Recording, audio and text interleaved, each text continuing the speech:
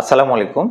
March for justice আজকের নতুন কর্মসূচি দিয়েছে কোটা আন্দোলনকারী, কোটা বিরোধী আন্দোলনের যে শিক্ষার্থীরা এতদিন ধরে নিপীড়িত হয়ে আসছিল এবং তারা যে সহিংসতার শিকার হয়েছে, তাদের যেভাবে তাদেরকে নৃশংসভাবে হত্যা করা হয়েছিল, সরকারের হিসাব মতেই প্রায় ১৫০ শতাধিক শিক্ষার্থী প্রাণ হারায় এবং এই শিক্ষার্থীদের মধ্যে ছিল সাধারণ মানুষও ছিল, কিছু শিশুও ছিল।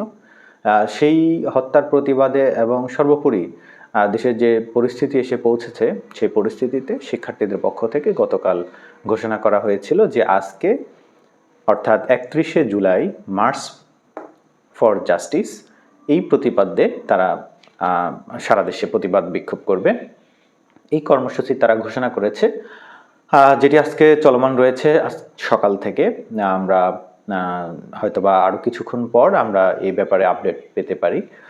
গতকাল শিক্ষার্থীরা গতকাল সারা দেশব্যাপী শোক প্রস্তাব করেছিল এবং শোক পালন করেছিল।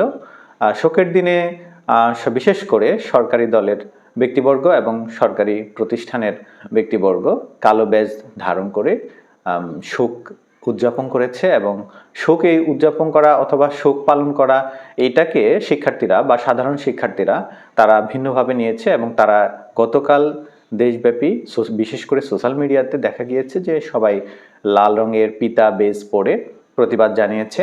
অর্থাৎ শিক্ষার্থীরা রক্তের চিহ্ন দিয়ে তারা মূলত তাদের প্রতিবাদ অব্যাহত রেখেছে এবং সোশ্যাল মিডিয়াতে বিশেষ করে এই ঝড় উঠেছে যে প্রত্যেকে প্রোফাইল পিকচার চেঞ্জ করেছে এবং সেখানে লাল রঙের ছবি টানিয়ে দিয়েছে এবং লাল রঙের ছবি দিয়ে বিভিন্ন প্রতীকী ভাষা ব্যবহার করে তারা তাদের প্রতিবাদ ব্যক্ত করেছে। আমরা যেটা গতকাল সারাদিন এবং গতকাল রাতেও আমরা দেখেছি এবং সেটি বেশ কিছু মেইন স্ট্রিম মিডিয়াতে কাভার হয়েছে এবং আন্তর্জাতিক গণমাধ্যমগুলোতেও সেটি প্রচার হয়েছে। তো গতকালের প্রেক্ষিতে তারা আজকে মার্চ ফর জাস্টিস এই নামে তারা তাদের আন্দোলনের নতুন কর্মসূচি ঘোষণা করেছিল এবং সেটি আজকে চলমান রয়েছে। বাংলাদেশের পরিস্থিতি কোন দিকে এগোচ্ছে বা বাংলাদেশ আসলে কোন পথে যাচ্ছে এটা নিয়ে বেশ কিছুদিন ধরেই নানা আলোচনা সমালোচনা চলছে এবং আমরা দেখে আসছি যে শিক্ষার্থীদের আন্দোলনের এই পর্যায়ে এসে বিভিন্ন বিশ্ববিদ্যালয়ের শিক্ষক এবং শিক্ষিকা মহোদয়গণ যুক্ত হয়েছে, তারা একাত্মতা প্রকাশ করেছে। যদিও এটা অনেক দেরিতে হয়েছে, কিন্তু তারা এখন শিক্ষার্থীদের সাথে একত্রিত হয়ে মানববন্ধন সহ বিক্ষোভ মিছিলে অংশগ্রহণ করছে। যেটি ছিল একসময় কোটা সংস্কার আন্দোলন, সেটি এখন আসলে একটু ভিন্ন মাত্রা পেয়ে গিয়েছে এবং সেটি সরকারের পক্ষ থেকে যে বক্তব্য দিয়ে আসা হচ্ছে যে তাদের কোটা সংস্কার আন্দোলন তাদের পক্ষে গিয়েছে, তারা রায়ে জয়ী হয়েছে এবং তারা তো এখন আন্দোলন সংগ্রাম করার কথা না, যেটা আমরা শুনে আসছি যে মিডিয়া যেভাবে আমাদেরকে যে ইনফরমেশনগুলো দিচ্ছে যে এখানে বিরোধী দল যুক্ত রয়েছে, তারা মূলত সরকার পতনের জন্যই শিক্ষার্থীদেরকে ব্যবহার করছে। যদিও এটা বলা হচ্ছে, কিন্তু বাস্তব চিত্রটি ভিন্ন, কারণ সাধারণ মানুষ একটা পর্যায়ে এসে এই বিষয়টাকে কোনোভাবে গ্রহণ করছে না। তারা বরং দেখছে যে সাধারণ শিক্ষার্থী যাদের হাতে কোনো অস্ত্র ছিল না, নিরস্ত্র, এবং তারা প্রতিবাদ বিক্ষোভ জানাচ্ছিল বলে তাদেরকে কখনোই অস্ত্রের মুখে দাঁড় করিয়ে দেওয়া এটা কোনোভাবেই সমীচীন হতে পারে না এবং এটা খুব নিচু লেভেল বলতে মানে যারা শাসন কার্যের সাথে জড়িত নয় কিংবা শাসন কার্য জড়িত রয়েছে এই ধরনের সাধারণ জনতা, একেবারে সাধারণ জনতার পক্ষ থেকে কিন্তু এই কথাটি বলা হচ্ছে যে এটা কোনোভাবে মেনে নেওয়া যায় না যে শিক্ষার্থীরা হতাহতের শিকার হয়েছে এবং যারা নিহত হয়েছে, শহীদ হয়েছে, তাদের ব্যাপারে কেউই মেনে নিতে পারছে না। এই শোক, এই হৃদয় বিদারক ঘটনা, সরকারের সিদ্ধান্তকে কেউই মেনে নিতে পারছে না এবং সরকারের যতই বোঝানোর চেষ্টা করছে কেউই এটা বুঝতে চাচ্ছে না এবং আন্তর্জাতিকভাবেও সরকার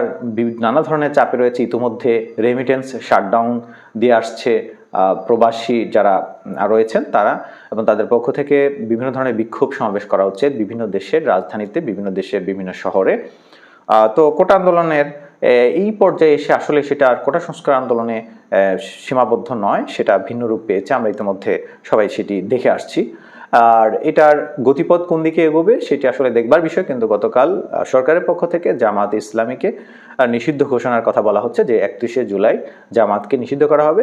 আর সরকারের সাথে জোটবদ্ধ যে 14 দল রয়েছে, 14 দলের একটা সভায় মূলত এই সিদ্ধান্ত গৃহীত হয়। তারা এই সিদ্ধান্তে উপনীত হয় যে জামাত ইসলামী এবং বাংলাদেশ ইসলামী ছাত্র শিবিরকে নিষিদ্ধ করা অনতিবিলম্বে নিষিদ্ধ করা প্রয়োজন বলে তারা অভিমত ব্যক্ত করেছে। এবং আনিসুল হক আমাদের আইনমন্ত্রী তার পক্ষ থেকে এই বিষয়টিতে বিবৃতি দিয়েছেন এবং তিনি স্পষ্ট করেছেন যে আজকের মধ্যেই জামাত ইসলামীকে নিষিদ্ধ করা হবে।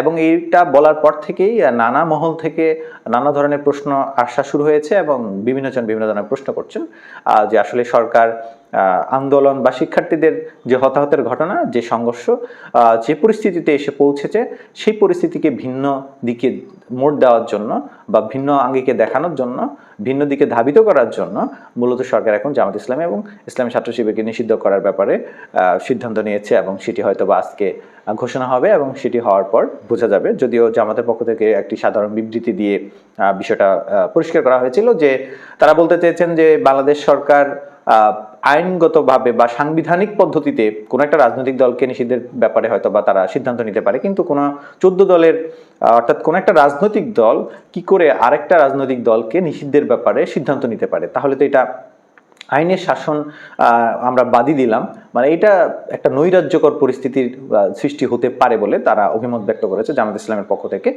এবং আসলে এইটা নিয়ে দেখা যাবে যে আজকে তারা কি ধরনের প্রতিবাদ করে বা কি ধরনের বক্তব্য প্রদান করে, এটা আজকে যখন রায় আসবে, ঘোষণা আসবে, তারপর থেকেই বোঝা যাবে।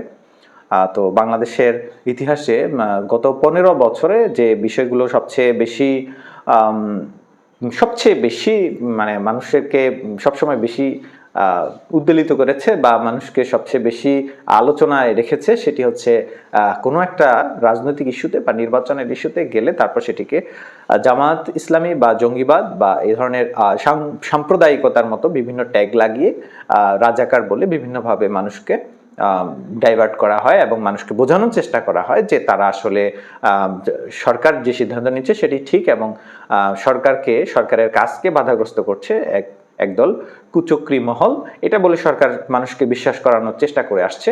এবং সেটিতে তারা যে বর্তমানে কি পর্যায়ে এসে পৌঁছেছে, জনগণের সেই বিশ্বাস বা জনগণ সেটিকে আদৌ বিশ্বাস করে কিনা সেটা আমরা বর্তমান সময়কার সাধারণ মানুষের আমজনতার কথাবার্তা আলোচনা তাদের দেখলে আমরা এটা বুঝতে পারি। তো আসলে কোন দিকে মোড় নিচ্ছে বাংলাদেশের এই পরিস্থিতি, আমরা সেগুলোর আপডেট নিয়ে থাকবো টিভিপি স্টোরি টেলার চ্যানেলে। আপনারাও আমাদের সাথে থাকুন এবং আপডেটগুলো পেতে থাকুন। আমাদেরকে সাবস্ক্রাইব করুন এবং আপনারা শেয়ারের মাধ্যমে সমর্থন করুন।